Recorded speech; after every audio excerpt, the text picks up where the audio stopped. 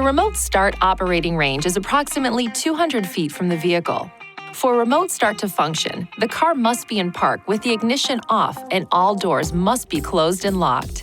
Laws in some communities and states may restrict or forbid the use of remote starters or require a person using remote start to have the vehicle in view. Check local regulations for any requirements.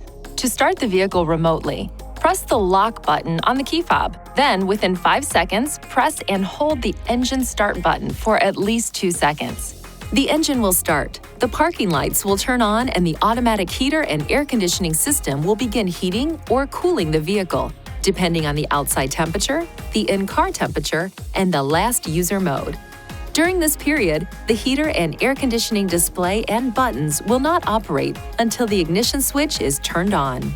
The engine will run for 10 minutes and then turn off.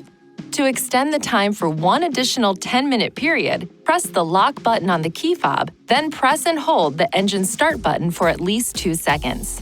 Runtime will be calculated as follows. The first 10-minute runtime will start when the remote start function is performed. The 10-minute extension will start immediately after the remote start function is performed a second time. For example, if the engine has been running for 5 minutes and you extend the remote engine start, the engine will run for a total of 15 minutes. Press and release the engine start button on the key fob at any time to cancel the remote engine start. After 2 remote starts, the ignition switch must be cycled from on to off before remote start can be used again.